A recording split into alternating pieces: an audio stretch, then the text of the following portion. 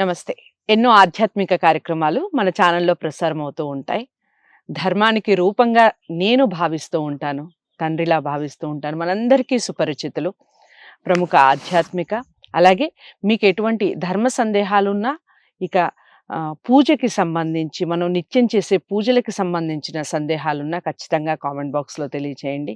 ఇక జ్యోతిష్యానికి సంబంధించి, వాస్తుకు సంబంధించి ఎలాంటి డౌట్స్ ఉన్నా స్క్రీన్ మీద కనపడే నెంబర్‌కి కాల్ చేయొచ్చు. శివప్రసాద్ గురువుగారు కొన్ని ధర్మ సందేహాలతో ఈరోజు కార్యక్రమం మొదలవుతోంది. మీకు ఈ ధర్మ సందేహం మీకు కనుక ఉంటే ఇక నుంచి ఇలా పాటించే ప్రయత్నం చేయండి. నమస్కారం గురువుగారు. ఆశీర్వచనం తల్లి. గురువుగారు, మొట్టమొదటి ప్రశ్న, మామూలుగా తల్లిదండ్రుల్ని పూజించాలి కానీ దూషించకూడదు అంటారు. ఎందుకు దూషించకూడదు అంటారు? అంటే కోపంలో అయినా దబుక్కున ఒక మాట అనకూడదు అంటారు తల్లిదండ్రుల్ని. కారణం ఏంటంటారు? శ్రీ మహాగణాధిపతయే నమః. ఐం మహాసరస్వత్యే నమః. శ్రీ లలితాంబికాదేవియే నమః. తల్లిదండ్రులను దూషించరాదు. ఎందుకు అనేటువంటిది ప్రశ్న. ఎందుకు అంటే, నా గాయత్ర్యా పరం మంత్రం నమాతు పరదైవతం అన్నాడు. తల్లిని మించినటువంటి దైవము లేదు, గాయత్రిని మించినటువంటి మంత్రము లేదు అని అర్థం. ఎందుకు అంటే, మనం ఈ లోకంలోకి రావటానికి అమ్మ కారణం, సరే ఒక రకంగా తండ్రి కారణం.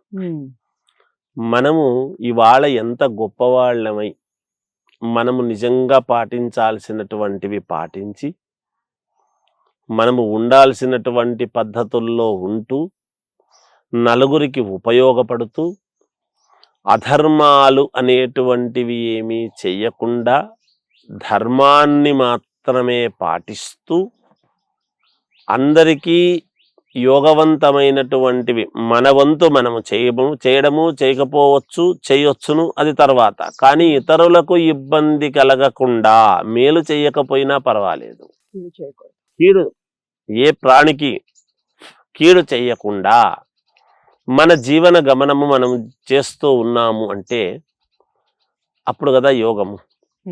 అందువలన ఏమంటాడు, పుత్రోత్సాహము తండ్రికి పుత్రుడు జన్మించినప్పుడే పుట్టదు, జనుల ఆ పుత్రుని కనుగొని పొగడగా నాడు పుత్రోత్సాహంబు కలుగును అన్నాడు.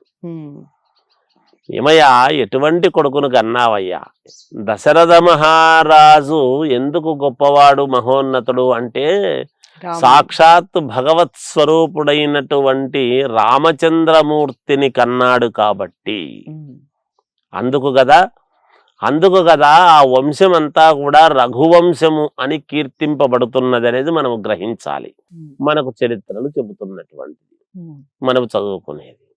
అందువలన తల్లిదండ్రులు మూలదేవతలను మనం ఎలా అంటే అలా కోప్పడము కానీ, విసుక్కోవటము కానీ, వృద్ధులైనారు కదా ఏముంది వీళ్లకు తిండి దండగా అని బయటికి తొయ్యడము కానీ ఎవరు చేసినా ఇది 7 జన్మల పాపము అన్నాడు.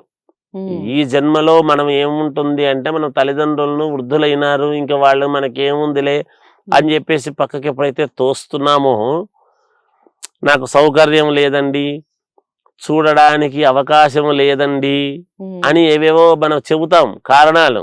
ఎన్ని కారణాలు చెప్పినా ఆ తల్లి ఒక పెద్ద కుటుంబములో ఉండి ఎంతమందికి ఒక ఇంటికి కోడలైనప్పుడు, ఆ తల్లి పిల్లవాడిని కన్న తర్వాత మామగారికి, అత్తగారికి, భర్తకు, మరుదులకు, మరి తోడి కోడలకు, తర్వాత ఇంటి ఆడపడుచు భర్తకు, వాళ్ళ ఇంటి వాళ్లకు, అందరికీ తన కొడుకును చూసుకుంటూనే ఇన్ని ఇబ్బందులు అవస్థలు పడి నెగ్గుకొని వచ్చుంటుంది కదా. మరి ఈనాడు మనము తల్లిదండ్రులను చూడడానికి నాకు వసతి లేదండి, మాకు అవకాశం లేదండి అని ఎక్కడో వదిలిపెట్టి వాళ్లను ఇబ్బందులకు గురి చేయడం. మనమేం తిట్టనక్కర్లేదు తల్లిదండ్రులను, శ్రద్ధగా చూసుకోకపోయినా కూడా యద్భావం తద్భవతి. రేపు భవిష్యత్తులో మన గతి ఏమిటి అనేటువంటిది ఒక్కసారి ఆ వయసులోకి మనం వచ్చినాక మన పరిస్థితి ఏమిటి, అసలు అంతదాకా మనం ఉంటామా? ఆలోచన చేయాలి. ఉమ్, ఎందుకంటున్నానంటే అమ్మ, తల్లిదండ్రులు ఎందుకు పూజనీయులు ఉమ్, అంటే, మనము ఈ లోకంలోకి రావటానికి కారణం వాళ్ళే. అవును. ఒక మనిషి, ఒక సంస్థ మనకు ఉద్యోగం ఇచ్చింది అంటే ఈ రోజు దేనికి కట్టుబడుతున్నాడు? నాకు జాబ్ పోతుంది, ఉమ్, నేను సమయానికి పోకపోతే నాకు నా ఆఫీసర్స్ నన్ను తిడతారు, నాకు ఈ 2,00,000 రూపాయలు 5,00,000 వచ్చేటువంటి జాబ్ పోతుంది అని ఎంత బాధపడుతున్నావో, ఉమ్, ఆ జాబ్ నువ్వు చేయడానికి కారకులైనటువంటి తల్లిదండ్రులను కూడా అంతే బాధ్యతగా చూసుకోవాల్సినటువంటి అవసరం ఉంది కదా. అవును. లేదా ఎంత జాగ్రత్తగా చూసుకోవాలి. ఒక డాక్టర్ ఉంటాడు, ఉమ్, తన దగ్గర పేషెంట్లుగా చేర్చుకుంటాడు. ఉమ్, చేర్చుకున్న తర్వాత ప్రతి పేషెంట్ దగ్గర డాక్టరే ఉండడు, ఉమ్, నర్సులను పెట్టి శ్రద్ధగా చూస్తుండండి, అవసరమైతే నాకు చేయండి, నేను వస్తాను, నువ్వు వస్తాడు. ఉమ్, అది బాధ్యత, ఉమ్, అది చాలా బాధ్యత. అలాగే ఇవాల్టి రోజున తల్లిదండ్రులను ప్రతి వాళ్ళు కూడా ఎట్టి పరిస్థితుల్లోనూ దూషించడము అనేటువంటిది ఎట్టి పరిస్థితుల్లోనూ చాలా తప్పు. ఒక్క మాట కూడా అసలు తల్లికి చెబితే మాట ఎదురు చెప్పరాదు అనే ఉంది. ఉమ్, కాలానుగుణంగా ఏదైనా ఒక మాట ఆమె అనింది అంటే అలా కాదులేమ్మా, ఇలా చేద్దాంలే అనేది చెప్తున్నాము కానీ ఉమ్, అసలు తల్లికి ఎదురు చెప్పనే రాదు మాట అనేదే ఉన్నది. ఉమ్, ఆమె ఏం చెప్తే అది సరేలే అని ఆమెను ప్రశ్నలు అడగరాదు తల్లిని. ఉమ్, మాతృదేవతను ఎప్పుడూ కూడా ఉమ్, ప్రశ్నించే అధికారము ఎవ్వరికీ లేదు.